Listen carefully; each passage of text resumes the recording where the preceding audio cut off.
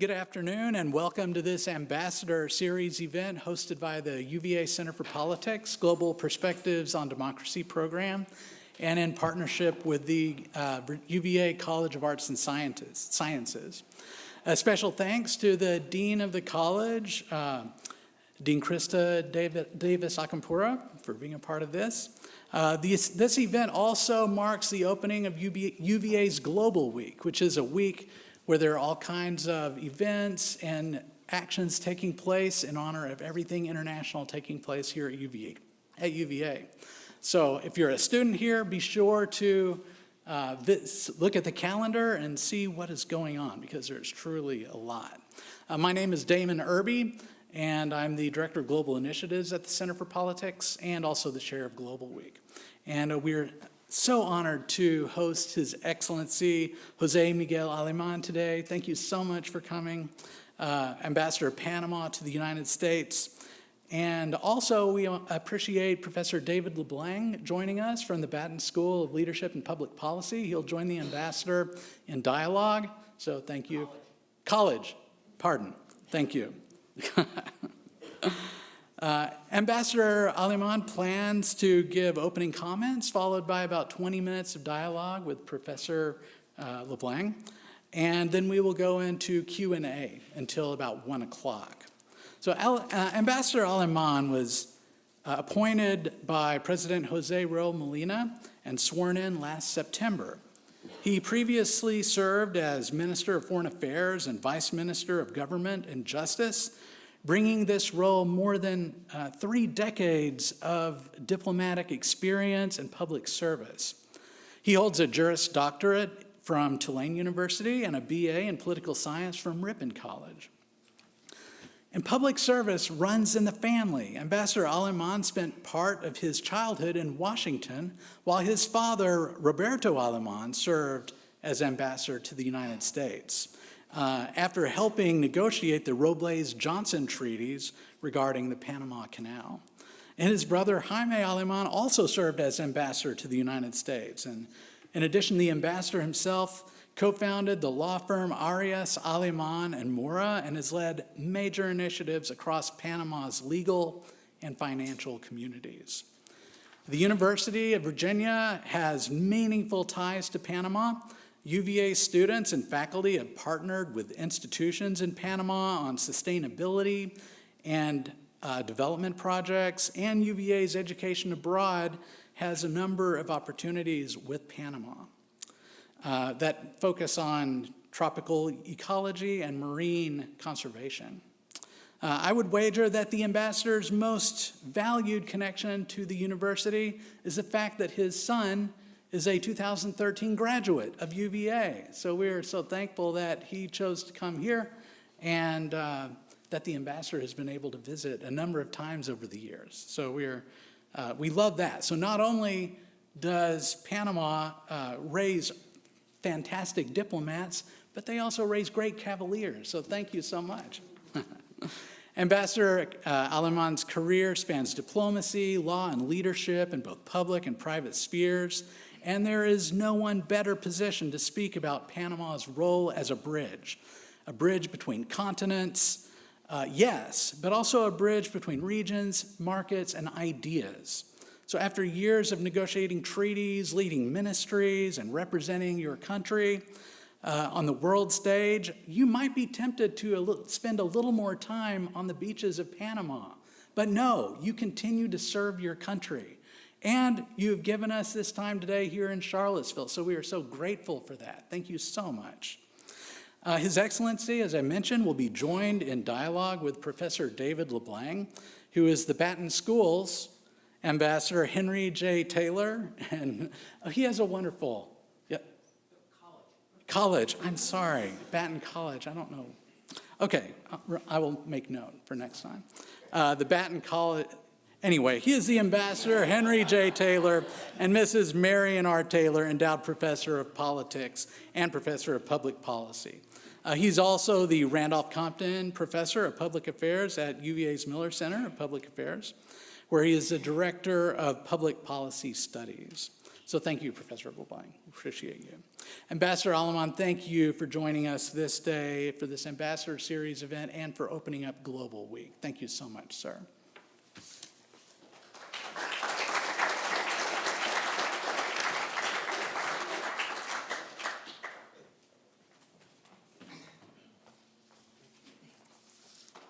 Actually, 2 years ago, I would have never thought I would be here today. Actually, last time I was here was 2023. I was beginning a journey with my wife from Ivy, Virginia, all the way to Aurora, Oregon. We were going to follow more or less the Lewis and Clark expedition route of the Missouri River. That was like my ambition at that moment, but I was like a good fight. My grandfather on my mother's side is Healy Irish, and Irish we like to fight. And I just happened to be in my house, kind of watching the politics going on. I was semi-retired. I thought I was retired from politics, and they tried to have our current president taken down. He was 10 points ahead in the polls with 10 weeks left, and I thought that was the most horrible thing that could happen in my country. So I went to him and said, I'm going to be your lawyer. I said, no, I talked to Maria, and she's going to be, Maria is my friend. She was her birthday yesterday. I called her. She's a great litigator. And I said, no, President, I'm not going to be the lawyer writing the briefs. I'm going to be the war lawyer. So we put together quite a team, and we even went to the OAS, and he got protected by OAS, and he won the election by 10 points. So, plus, when he offered me this position, I told my wife, I don't know why this is happening, but God is sending me there for some reason. And in effect, you know, I think I know now why he sent me, but I'm not going to talk about that today. So basically, I am very honored to be here. As you have said, my family has a long tradition in the relationship with the United States of America, dating back to before 1965, but that is too long a story, so I will try to be as brief as possible. I would like to, first of all, thank you, Mr. Damon, for receiving us today and for your interest that I come here. And for me, it's an honor, actually, to be here, a very honor. I admire very much the University of Virginia, and I admire very much Thomas Jefferson and all that he has stood for. So it's very motivating to be here. And actually, my nephew also graduated from the University of Virginia. And one of the reasons that UVA, a university shaped by the vision, intellectual courage, and global perspective of Thomas Jefferson, is so appealing to a Panamanian, is because Jefferson understood something profound, that the strength of a nation lies in its ability to connect, to unite ideas, regions, and people through commerce, diplomacy, and education. His belief in the power of connectivity resonates deeply with the identity of the country where I was born and that I represent, which is the Republic of Panama. This is why I think, you know, we have this connectivity with this wonderful place. When Thomas Jefferson traveled from Virginia to New York for the First Continental Congress, he had to rely almost entirely on waterways and coastal routes. Early America did not yet have reliable roads, so Jefferson moved through rivers, estuaries, and the Chesapeake Bay because it was the only way to get there safely and efficiently. The journey tells us something important. The young United States depended on natural corridors to communicate and stay united. And Jefferson understood this deeply. For him, infrastructure was much more than engineering. It was a statecraft, a way to build a stronger, more connected nation. Jefferson's personal experience of struggling to move across the early republics shaped his imagination.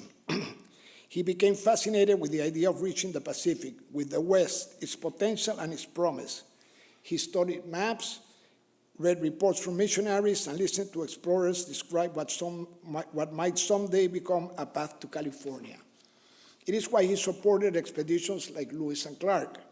He believed that the prosperity and security of the United States depended on being able to connect the East and the West, two coasts, one nation.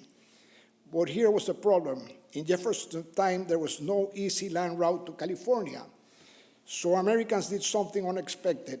Americans reached California through Panama.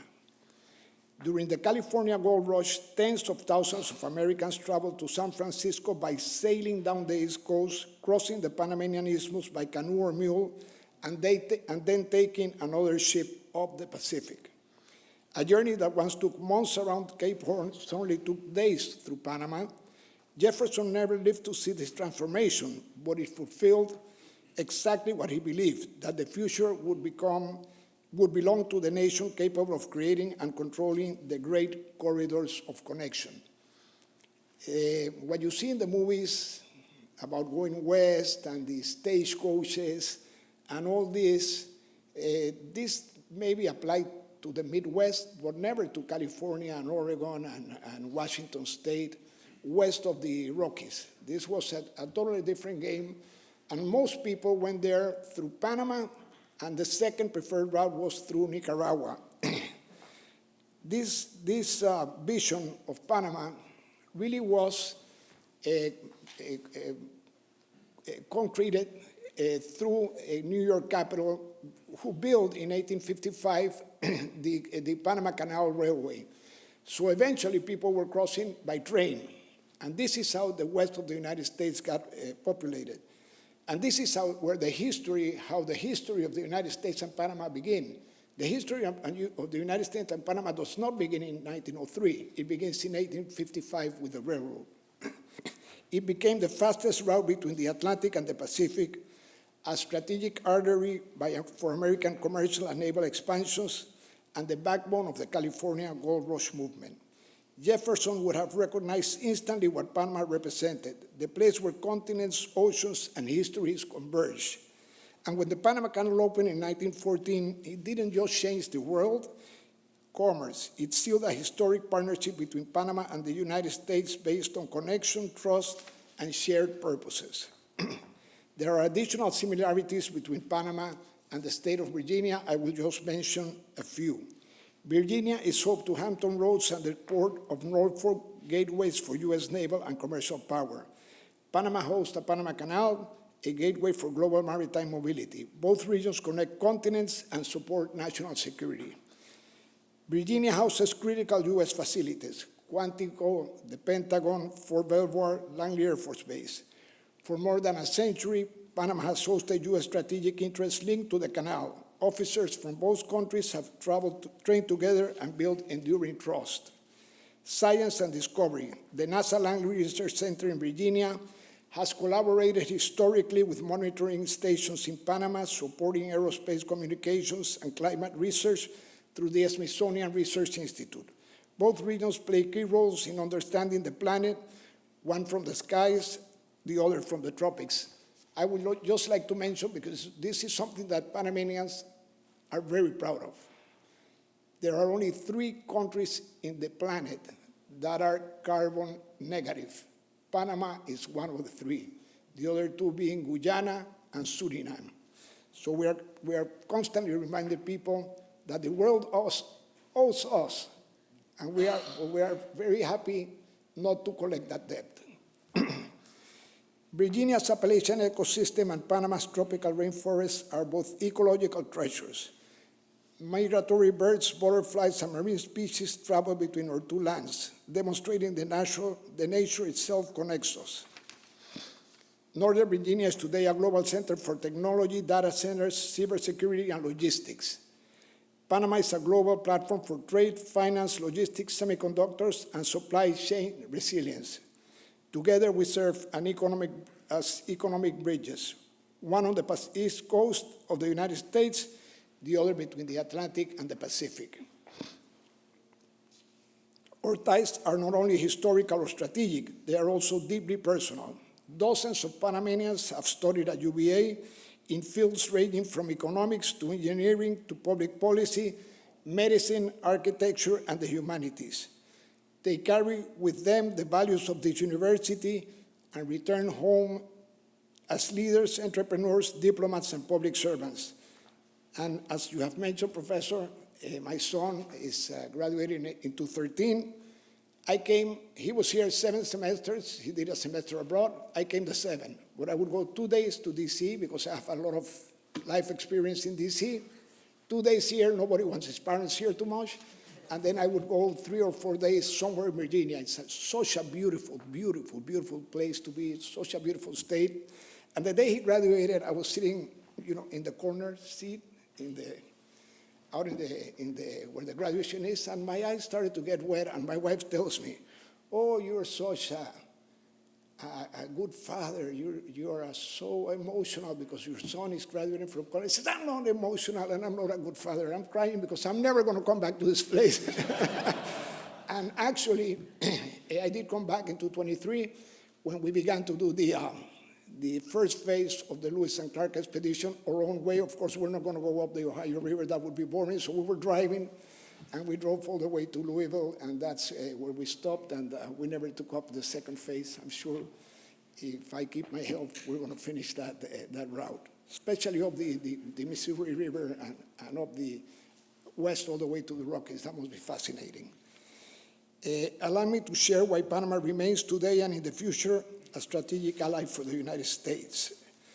Let me put it in very simple terms.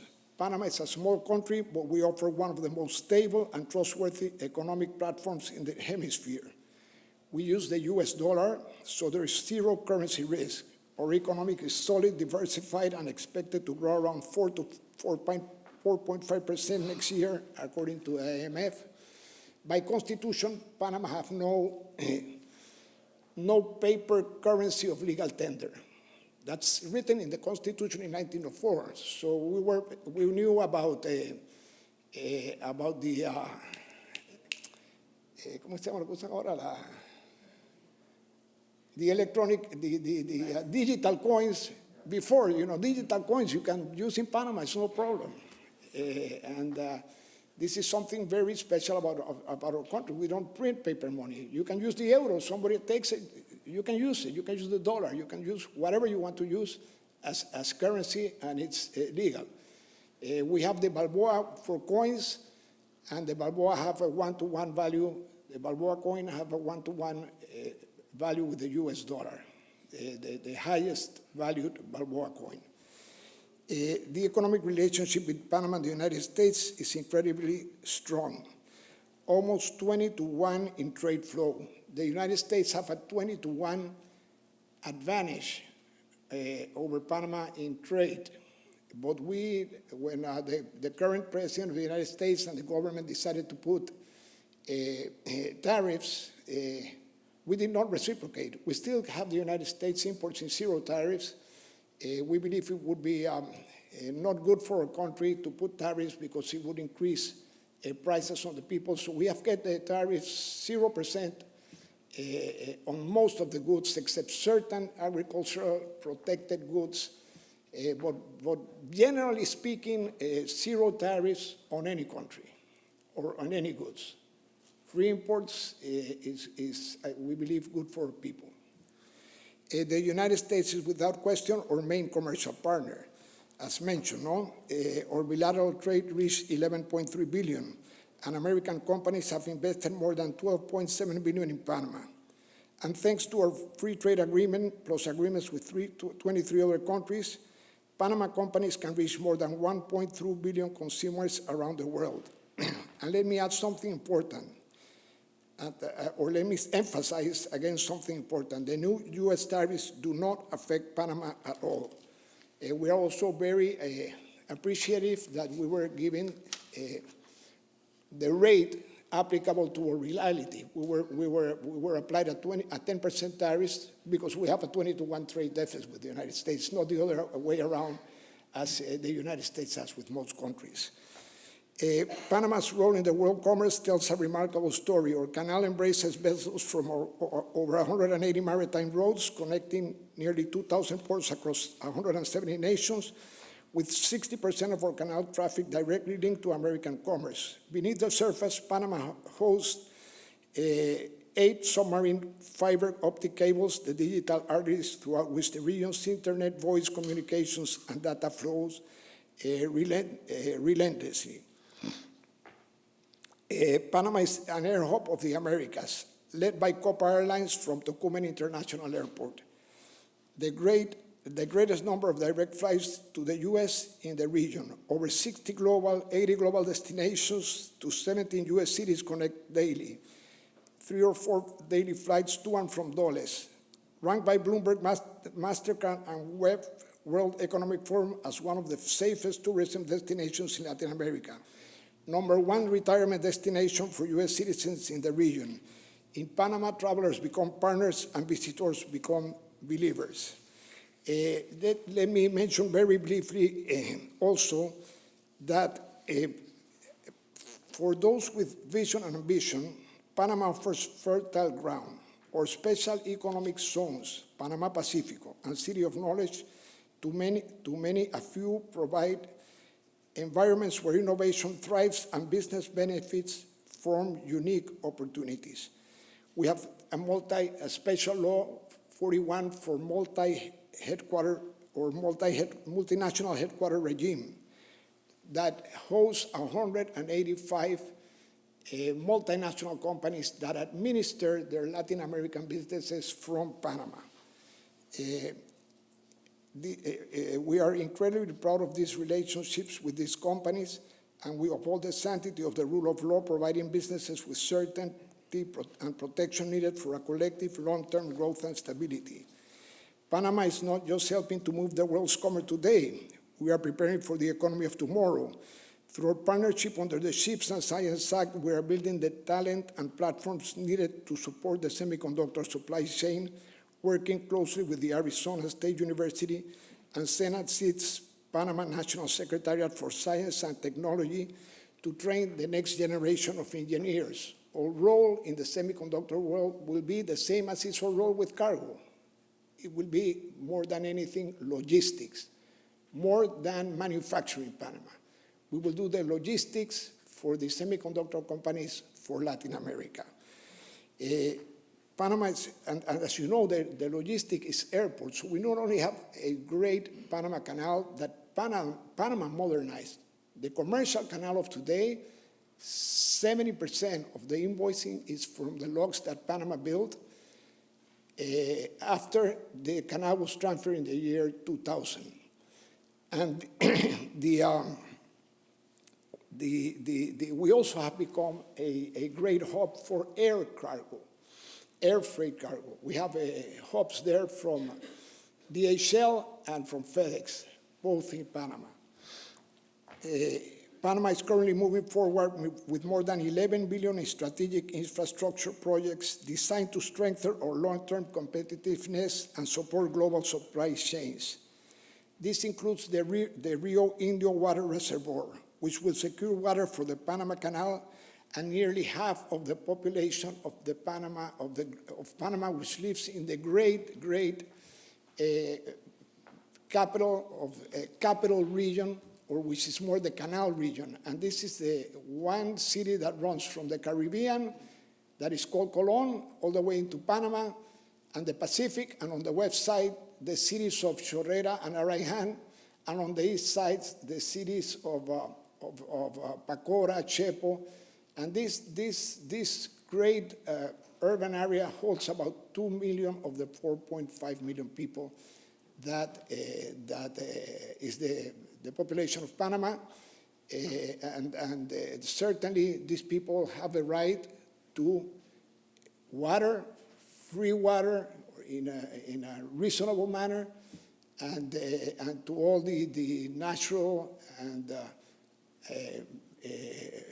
things that a modern society should have to have a healthy life. And this infrastructure, or this additional lake now for the canal, will be the third man-made lake.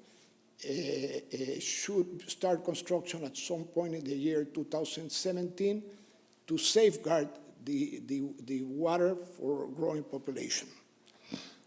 We are moving forward with more than 11 billion strategic infrastructure projects designed to strengthen our long-term competitiveness and support global supply chains.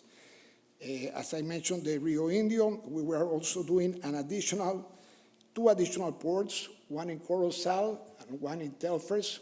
That means one in the Pacific, one in the Atlantic, and the western side of the Panama Canal, which is more or less not that developed. It's pretty much still in a natural state. It will be connected by a second transshipment highway and special economic zones alongside the west side of the canal. If you go, I don't know if any of you have ever been to Port Houston, but it's very interesting because Houston Port was approved by law in the same month and same year that the Panama Canal Treaty was ratified. And the Houston Port is organized in a similar way to the Panama Canal Authority.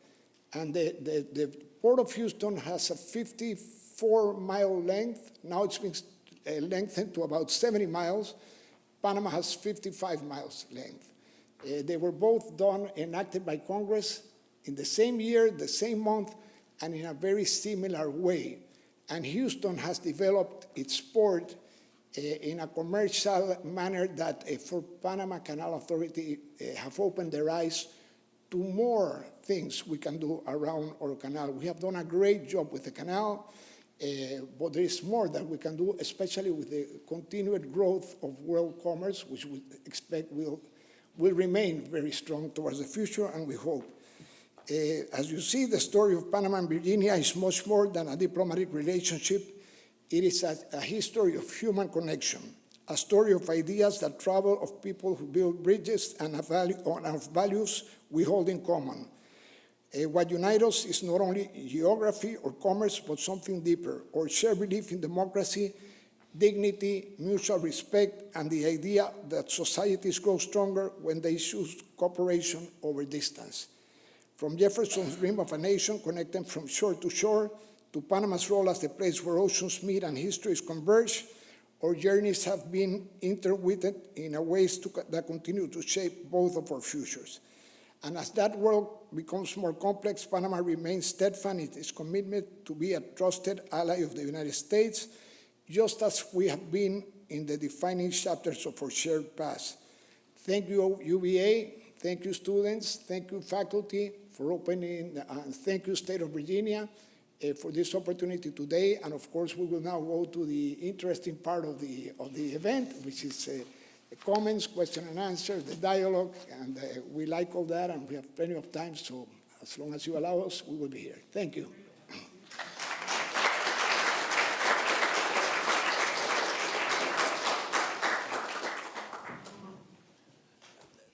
Thank you again for joining us, Mr. Ambassador. Let me begin by saying I had the great pleasure to visit Panama and Panama City in 2023. Thanks to some funding from the University of Virginia's College of Arts and Sciences and the university's Democracy Institute, we put together a project with UNICEF, LACRO's office, Latin America and Caribbean, to do a multi-day conference focusing on child migration through the Darien. And I had the opportunity to spend some time in Panama City, and I found it to be incredibly vibrant. It was a really exciting place to be. And intellectually, for those of you who are interested in working in the NGO world, there's a part, I don't know the part of Panama City, but we were in this area where— City of Knowledge. The City of Knowledge, thank you, the City of Knowledge, where almost every international non-governmental organization you can name has a location. There was UNICEF and the World Health Organization and the World Wildlife Fund, the Red Cross, Red Crescent. Can I tell you an anecdote about that? Please. I was Secretary of State in the year 1999 when the canal was transferred. And my president happened to be the first woman president of Panama and still only woman president of Panama. And we went there very early in the government, the first, I could not tell you the exact date, but it was the first month. And it was the transfer of the last military base, which was Clayton, is what you are mentioning. Yeah. And through a foundation, this became the City of Knowledge, where there are many, all of the United Nations, for example, regional offices have moved from New York to Panama because it costs less to be there, to live there. It's easier for the families to be there. than in New York City. I love New York City, but it's a tough place to have a family. And anyways, we were standing with the general, and it was the last base to revert after a 23-year transfer process. And as the general held this key, that is like when the checks they give in the golf tournament, that they give the golfer the big check, and there was this key that said that this is the key to Clayton. And I was looking at this place behind us, and this place was huge. And the president was, very proud, and I was very proud too. But really, what I was thinking in my head is, what are we going to do with this white elephant? This is so huge. But there was a foundation that had been working, and which still exists, on all this. And immediately, international offices began to arrive to establish there, and schools to have a lot of programs. So in the year 2010, which is 10 years afterwards, 11 years afterwards, we had financed, I was a director of a bank, and we had financed a Holiday Inn there. And I said we were going to do the yearly strategy planning, and I said, well, why don't we do it over there at that hotel where we loaned them that money, let's give them some business. Hey, that's a good idea, let's go there. So I have not been back there in a few years, actually. And when I get there, it was at noon. There's traffic, and I'm saying, why is there traffic? Then I take a right, there's a traffic light. What is it? And then I got to the hotel. Wow, beautiful hotel, full of people. And the City of Knowledge is actually already, the government had to get more land so it could expand. And they're doing a second study to do more land so they continue to be expanded. So the white elephant was only in my head. It was not a real white elephant. Like I said, it was exciting. It was just the amount of energy in that area, it was really profound. So we were there in 2023 to investigate and try and understand the patterns of migration that that we see going through the Western Hemisphere, starting deep in South America or in other countries, coming into the continent, and then going through the Darien jungle. For those of you who can't visualize the Western Hemisphere in your head, there's a long stretch of land that connects Colombia to Panama, which is the Darien jungle. Right? And it has been the world's busiest land migration route, with over 500,000 people crossing through that jungle in 2023. Most of them Venezuelans fleeing crisis. What's stunning to me, Mr. Ambassador, is that those numbers, 500,000 in 2023, dropped by about 98.2% into 2025. Right? So in other words, the Panamanian government has effectively closed the Darien. Well, no, because before that 500,000 or 300,000 or whatever, it was only 40 people a month, like it is today. It's just that there were circumstances that led to that a huge flow of people, mostly from Venezuela. Venezuela, which is a problem that persists today. But that have been controlled now. We just took the measures necessary so that this flow became a huge business. Yeah, a huge business, informal business, and all types of people were involved in that business, and not Panamanians necessarily. So what the Molino government, President Molino government, did is to establish or put back controls at the same time that the U.S. started to implement stronger controls also on its border. At all times during this huge flow of people, very few people stayed in Panama. Some of course did, and probably in every country along the way. Most wanted to come to the United States and realize the American dream. United States is a country of immigrants, and it's only natural for people living a place like Venezuela to want to come up north. But eventually, other types of nationalities started to come into,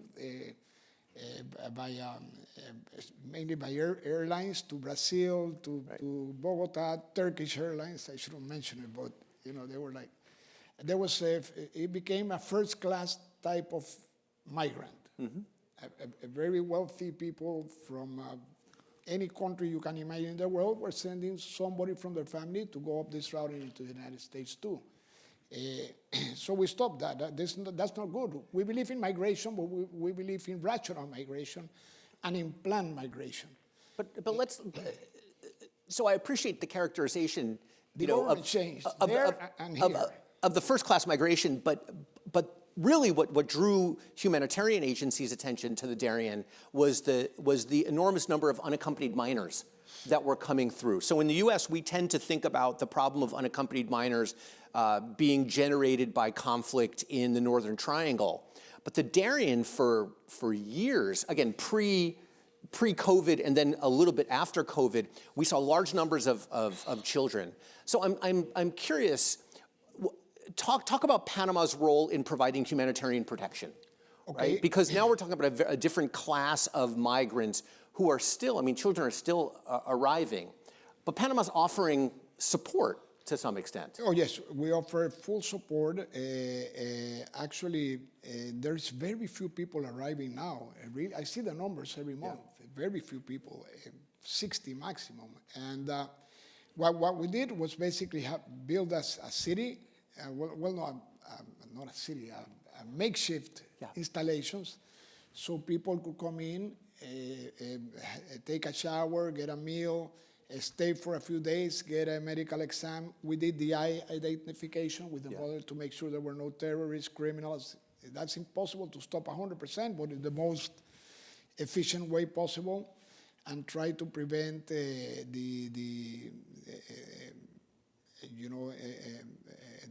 this route be used for the wrong reasons. But really, it's amazing that there is nothing that the Mulino government did different now, except put more controls. Put more controls, and as soon as you put controls, people stop coming. And I think also that the fact that the incoming U.S. administration or the new U.S. administration put stronger controls in the southern border of the United States probably discouraged people. Plus, I think there is a fact also that the people that wanted to leave and go left. Venezuela, the situation in Venezuela is that basically there was a commitment of the current Venezuelan government to democracy, and this was done mainly to appease the European Union. And at the end, the democracy was not forthcoming, and this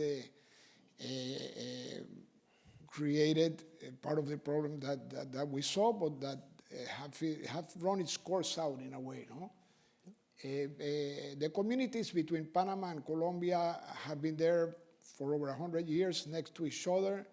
They are intermarried. They move between those communities. They move back and forth naturally in the Pacific and the Caribbean. It's no, they go, oh, my nephew is having his baptism, but it's in the Colombian side of the ocean there. They go, they stay 2 days, they come back, that's natural. Yep. It's like between the southern United States and Mexico, it's very natural.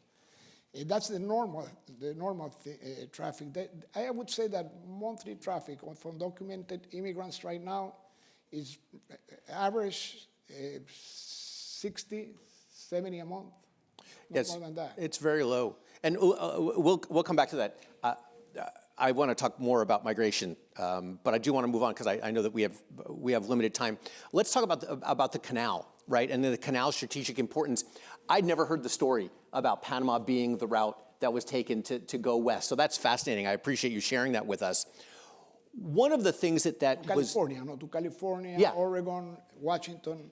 Yeah, the other side of the Rockies. I think, when we grew up watching Westerns, in America, we don't see and they went to Panama to get, to get to the west. Lewis and Clark went by river. Lewis and Clark went up to Pittsburgh by stagecoach, and then the river, Ohio River, all the way to St. Louis. From there, the Missouri River all the way up north to current-day North Dakota. That turns west, and then all the way to the Rockies. I think they spent the second summer, right there in this beautiful place today. That is a very very well-known ski resort and summer. Yeah, again, hiking area. we hear those Yellowstone, stories. Yellowstone, But we don't hear the Panama I read Canal the book, but stories. I forgot exactly if it's. So Panama Canal Read becomes. Undaunted Courage. You're all in Virginia. Everybody that's in Virginia have to read Undaunted Courage. Yeah. So Panama Canal becomes very important in February of 2025. I think the first foreign visit that Secretary Rubio takes is to Panama to talk about the canal, right? And the concerns over the canal are really about foreign influence and Chinese control of different ports and of companies that are involved in traffic up and down the canal. So the question really is kind of a broad question about how is Panama ensuring that the Panama Canal itself remains under full sovereign control of Panama while optimizing its operations amid environmental challenges like droughts. Because we know, again, that the Chinese had been very influential and very active in trying, to dig the canals out so that ships could get through. Talk a little bit about the relationship between Panama and China within the context of the new Trump administration. Okay, let's talk first about the people. The Chinese people have been in Panama ever since the railroad was built, because the United States brought the Chinese people to Panama, first to build the railroad and then to build the canals. So the Chinese community got to Panama because of their relationship with the United States for those two major infrastructure works. We have a wonderful Chinese community, so does the United States. We love our Chinese community. We love our Chinese restaurants. We love our Chinese breakfast. And we have, regarding the governments, Panama traditionally had a diplomatic relationship with Taiwan, the Republic of Taiwan, and in 2018, we recognized the People's Republic of China. The two ports is a different story. The two ports were Hong Kong-based when they were awarded to them. Hutchinson Whampoa is a Hong Kong-based company, and that was under British jurisdiction. See, people talk about now, but they don't talk about history. Yeah. Those were British-controlled companies when they got those ports.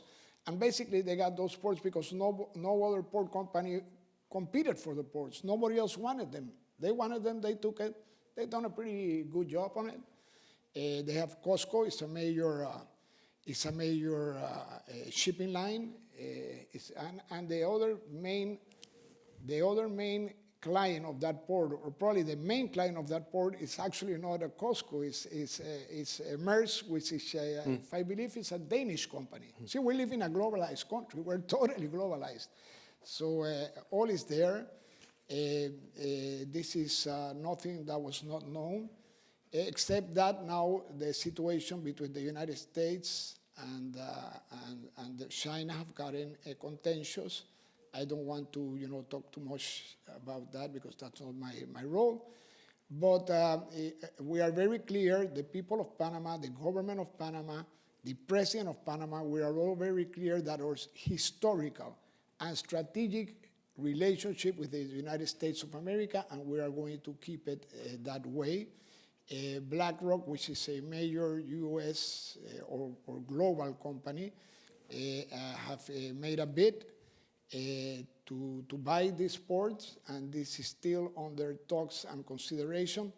There are also strong evidence by the government of Panama that this port have not lived up to its contractual commitments. So there is a two-way route on this, on resolving this port issue. One is that the United States and China will soon have a major dialogue. This could be part of that dialogue. I don't know if it will be or not.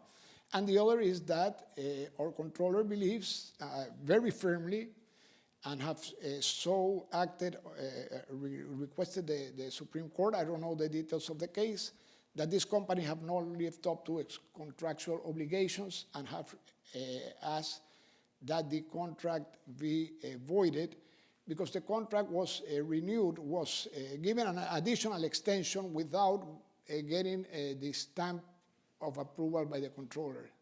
And this is part of our law, that this must have been approved by the controller, the extension.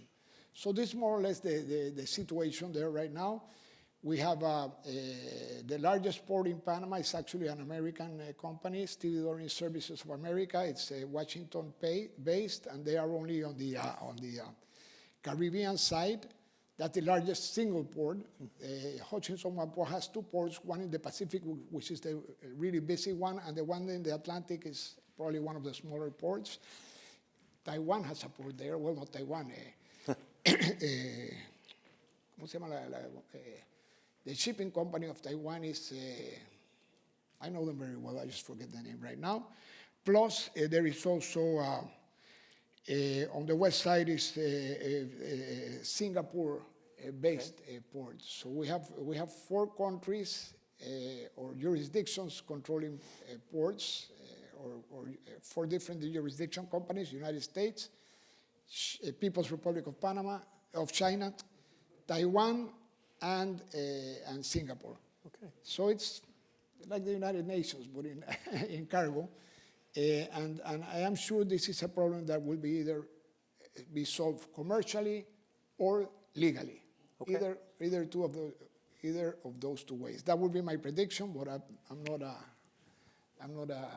cannot see. I do not have a crystal ball. Right. And this is a problem that I foresee will not extend past the middle of 2026, one way or another. All right. I think it's, like I said, I think there's so many things that are evolving in very real time. Let me ask you one more question, and this is just a signal for those in the audience who have questions to start coming up with them. Hutchinson Whampoa wants to sell. Hutchinson Whampoa wants to sell to BlackRock. Right. And part of the problem too is that this now, since the pandemic, the Chinese government, in its sovereign right, passed a law that certain global commercial concerns owned by Chinese companies need approval for this type of international transaction. And this gives Washington the argument, hey, these people are controlled by the Chinese government. They're not an international company free to act commercially as they wish, because they want to sell and the government doesn't let them. But I don't judge. These are the facts. All right, so my last question for you is not to put you, well, I won't put you on the spot with this question, no, right? But I'm very curious. You know, we see the United States escalating in the region, right, against the Maduro regime in Venezuela, right? Which we know that escalation in Venezuela will lead to probably more migration through the Darien, which we can set aside for a second. How does Venezuela view these escalations against the Maduro regime, including military posturing and sanctions? What do you anticipate the effect on regional stability is going to be? How does Venezuela view it? No, how does Panama view it? Well, Panama is a peaceful country. We hope that this type of problems can be solved without warfare. But we understand that there are issues that the United States is very concerned regarding its population about fentanyl traffic and the number of deaths that are increasing, drug trafficking, and this is not something that concerns Panama. This is a problem of the United States of America and Venezuela, so we don't take too much of a position. We always like things to be resolved peacefully if possible. We always support democracy and we always support human rights. And we do not agree with governments or regimes that do not recognize the will of the people in elections freely held, that do not recognize freedom of speech. Mm-hmm. We like freedom of speech. We have more papers than people, I think. So we are worried about our country, what we believe our country should be.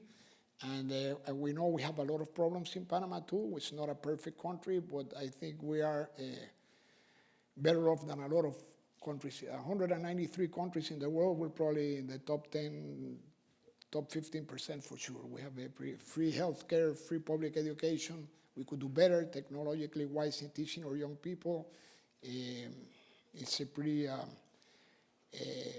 strong constitutional regime that respects the individual's rights to be what they think they want to be, and we hope to continue it to be that way. Okay. Thank you. I think we'll open it up for questions from the audience. If you have a question, yeah, raise your hand. Somebody with a mic will come around. Sure, and yes, if you would, please wait for the mic to come around. That way you will be heard by your neighbors, and it is also on live stream, so just be aware your questions will be heard by others. Buenas tardes, señor embajador. Mi nombre es Isaiah Roberto Henley Ferdinand. And as a Panamanian with someone with a plethora of family in Colón, like you mentioned, Colón's influence, with the free trade zone, I've been reflecting on the relationship between Panama's economic progress and the inclusion of its diverse communities. And given the free trade zone in Colón standing as one of the nation's most important economic engines and serving as a hub for global commerce and trade, yet despite this, the city's vital contributions to Panama and the economy, many of the residents within Colón continue to face challenges related to infrastructure, education, and equitable development overall. So given those realities, how is the Panamanian government working to ensure that regions such as Colón, which have played such an essential role in the country's economic and cultural landscape, see more inclusive investment and sustained development that directly benefits local communities? The region of Colón. The region of economic Colón. regime? Yeah, the Yes, economic. well, yeah, we have the free zone. The free zone of Colón is the largest free zone in the Latin America. Probably we are fighting in the whole Americas with the Miami free zone for who have more movement. But we're definitely 1 and 2, like Hertz and Avis.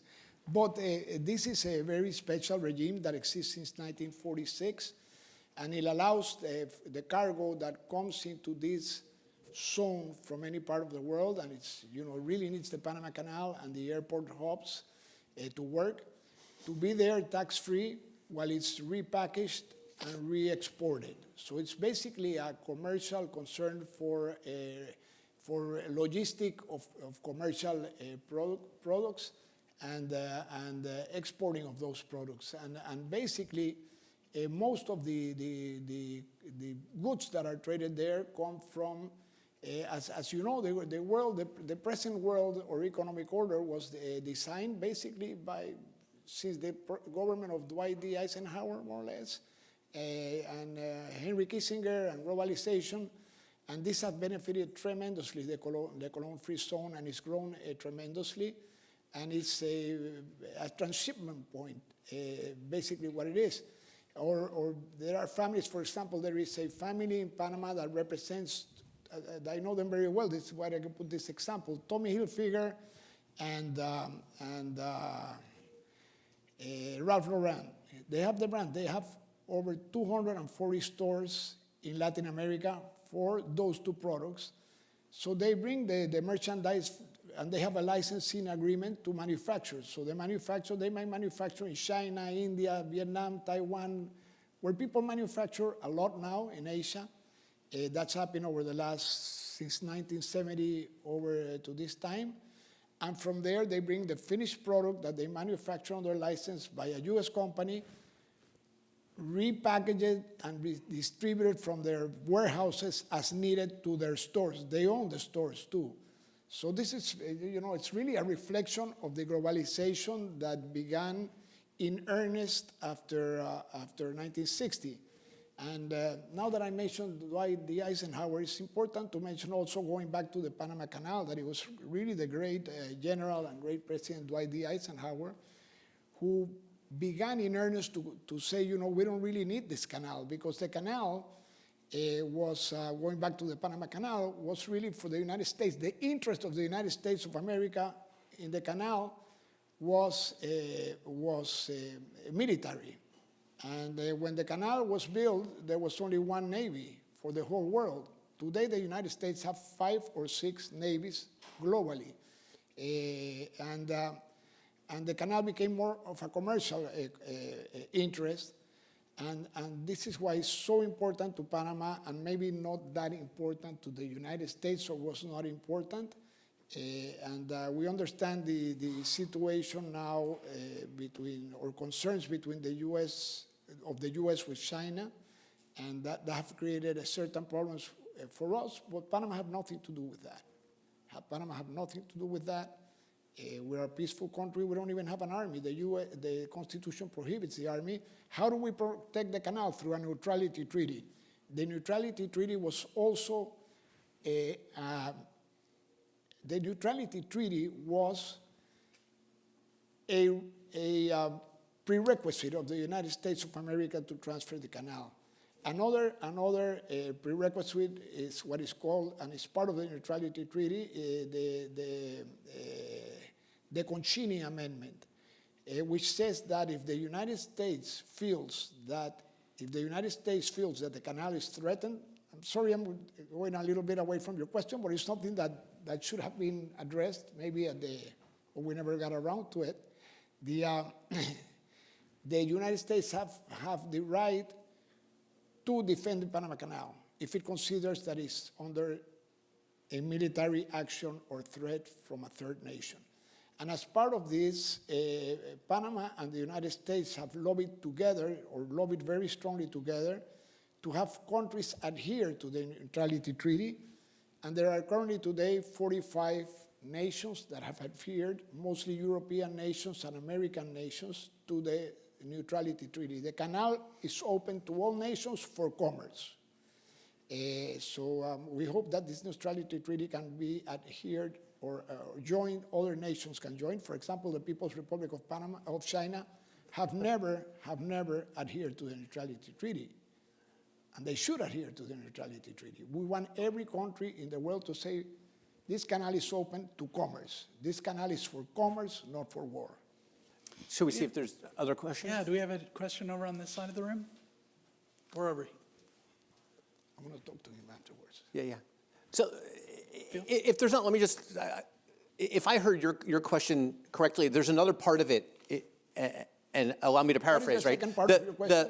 The question about the region of Colón, you were talking about that there's tremendous amount of economic productivity there, but it's very unequally distributed. And there's lack of provision of social services and access to education. And we see this in all kinds of areas that are heavily globalized. So I think maybe we could follow up on that and ask this question: how does Panama deal with increases in economic inequality that arise from areas that are hyper-globalized? Okay, I think maybe in the Colón, you have a problem that the part of the city, or the small part of the city that is still in the original Colón, represents very few of the, a very small percentage of the population. Most of the people of Colón live outside that area, in new areas that have developed around Colón. And this is actually a city built over swamp at the beginning of the 20th century, and it's subject to flooding. It's very hard to do infrastructure in the part where that small part where people are for modern facilities, and this is what I think you are referring to. I would say that Panama have a very strong middle class, a very strong lower middle class. Well, of course, we have poverty, but our poverty rate is 19%, and extreme poverty rate is 6%. So we are pretty good off, and the extreme poverty rate is mostly in the indigenous area of Nove Buglé, more than I would say in Colón. Is there one more question from the audience? Or if you've got one more question. It's really I would like to also mention that now that Panama also have, it's a hub of races. We have 17% indigenous of the population, is 17%. That's much more than original Aboriginal people. We have, like me, white like me with green eyes, 5%, 6% maximum. Panama is controlled by what is known as the Creole or mestizos, brown skin, brown eyes, a little bit, but she's a little bit too white for what the mestizos are, a little bit. And these are the class that rules Panama, which is mixed blood, and that mixed blood includes black, white, Chinese, indigenous, all mixed in there. And as a matter of fact, I'm going to say something, and you have a lot of good history professors. If I'm wrong, correct me, because I've checked it. I'm not a historian. I like history, but I'm not a history professor. In 123 years of history of the Republic of Panama, or 122, never a blue-eyed man have been elected president of Panama. All the presidents of Panama have had brown eyes. So it's possible for me then. So I say, I can also say, Okay. hey, there's racism against Panama, against the blue eyes, you know. It's not, people become what they want to become. If you don't want to become something, there's very few things that other people can do for you. You need to want to become part of something. Thank you so much.